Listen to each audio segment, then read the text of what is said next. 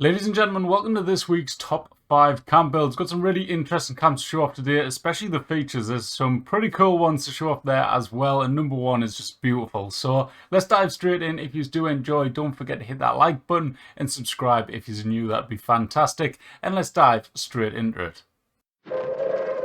Attention citizens, nuclear strike imminent.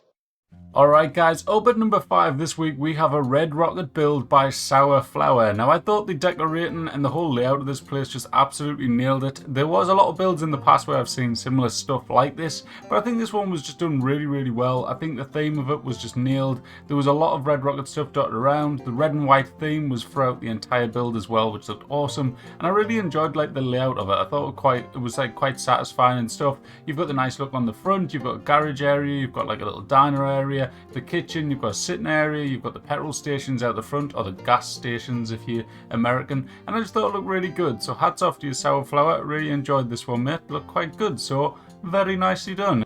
Coming up at number 4 this week, we have a build by Bella Boo, who's done a nice log cabin type of build, and it's decorated really well. I like this area out the front and stuff. You've got a nice kind of like chill, tranquil area going through there in the front, and then as you come inside, it's decorated really well as well, so looks pretty good. I really liked it. I thought the lighting was on point. I like the layout of the place and stuff as well, and the kind of difference in walls. You've got the log cabin walls with the glass windows, and then above them, just above on the right hand side here as you go in, you've got the glass walls just to kind of fit in there with the glass windows of the log cabin, which I really liked. I did like how you decorated as well. Like I said, the nice little touch over there with the television. You've got like the log chairs going on as well to fit the theme of the build. You've got the ducks down there on the table and the bear rug as well. It's all very like in sync with the theme of the build, with being a log cabin and stuff.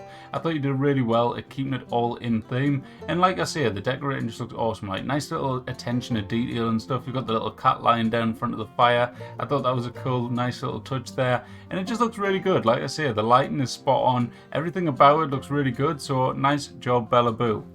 The kitchen area as well, as you can see here, looks really good. There's a lot of different bits and bobs all squashed in there. To have the counters, you've got the little island in the middle with the fruit dotted around as well. I like the attention to detail on that. You've got the fruit bowl on the middle of the table with the mats down as well to have a kind of dress and kind of, I forgot what you call them, but like the thing that you normally put on the table, and then you've got the fruits on the side as well, which look good. So yeah, just I really liked that. I thought it was really realistic and just really did link in with like a real home and stuff. I thought it was really well just laid out, designed, and everything about it looked really good. So hats off to you. There's a nice little trick in this bedroom as well, which I think a few people's doing now, and it looks really cool, and that is of course the alien, the Zeton that's been merged into the bed there. It looks really good. Nice job, Bella. Thank you for getting involved, and congratulations on number 4. Up next at number 3 this week, we've got Macca with his pet shop. Now this thing looks really cool. It is in the location as well where you have the little dog wandering around. You don't see many people actually building here anymore, so you know, it's definitely a place you should definitely check out if you haven't seen it before. It's over down by Harper's Ferry, I believe, just down that way on top of the hill. And then to top it off as well, he's also got the dog collector on as well, so pretty cool. As you go inside, the thing that really got me with this build was the amount of tricks going on. There's so much merging, lots of things to fit the theme of the build, with it being a pet shop. Like he's got the dog bowls in the display case and stuff, and as you go around the display cases around the room, there's lots of cool stuff going on. Like the merging in this one is awesome. There's like multiple merges going on all in the same items, so looks great. Like as you can see in the background there, you will see better in a moment, you've got the aquarium TV things that you get, and it looks great at the amount of merging with them. Like I think you merged like into the TV and then merge the TV into the cabinet, and it looks really cool. Really like that. You've got the milk on the shelf, you've got fish tanks everywhere, you've got frogs, you've got the fish mounted into the display case making your little fish tank, you've got a frog going on there, you've got the price list for all the animals up there and stuff. There's a lot of attention, detail and time when this build to make it look like a pet shop and everything, and I just really like it when people put the time and effort into these type of things and really go all out to like adding that detail to them to make them really fit the theme of the build, and looks really good. So hats off to you, mate. Here's the aquarium lights here. As you can see, he's got the mushroom light in one, he's got a lantern in another, he's got the planetarium light thing off the scoreboard, I believe that was, in there as well, and then of course it's got the little fish in there anyways, so they're just adding a bit of decoration to them and stuff, which looks really good. And yeah, nice to see someone doing the old trick there to use his display cases as a fish tank. So nice job, mate. Thank you for getting involved, and congratulations on number 3. Up next this week at number 2, we've got Lady H with this very, very clever build. Like, again, this one's got so many tricks going on. Like, if you start paying attention, there's lots of stuff merged through it and just all sorts going on. It looks really good. So straight away, you've got a nice little touch there with the wires using it as a handlebar type of thing going along the balcony area. Then look at the roof line here. So the roof lines are all kind of like out of place and all over the place to a degree. And it's really clever how it's all been done. Looks really good. I like the use of the glass roof as well. That's been put in an angle. I think that's really good. You've got steel posts in between the walls as well to fill the gaps in the walls, which looks really cool as well. Nice, clever idea there. And as you go into the build as well, which you'll see in just a moment, there's a really clever trick with the glass wall pieces to make them into a floor, but actually make them into different like kind of widths and stuff, which looks really cool. Out the top here, we've got a nice trick going on with the sliding glass doors. We have seen this a few times now, but it is always nice to see when people do it. It does take a little bit of time and effort to do that and get them all lined up and everything like that. So hats off to you for that one. And I like the touch of adding the little Greek letter on there to use it as a handle. Looks good.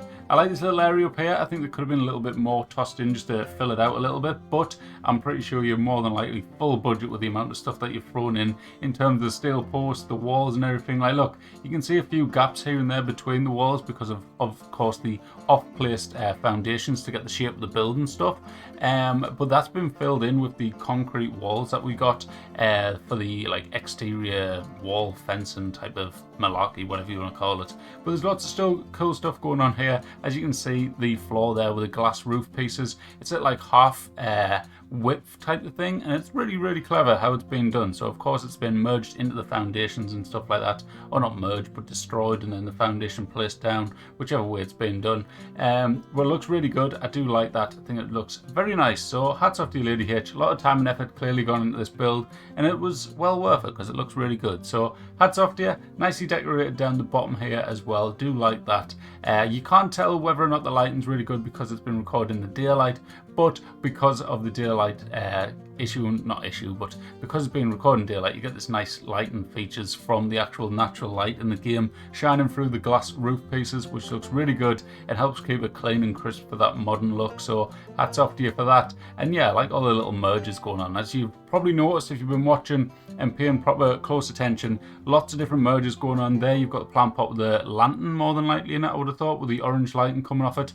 But yeah, it looks really good. A few little bits and bobs underneath the floor as well, so at night I'm sure this thing will look awesome. But yeah, congratulations on number 2, Lady H. Thank you for getting involved. Great build. Here's the lovely bit of the floor right now just before we switch to the next build here. Looks really good. Thanks for getting involved, and on to the next one.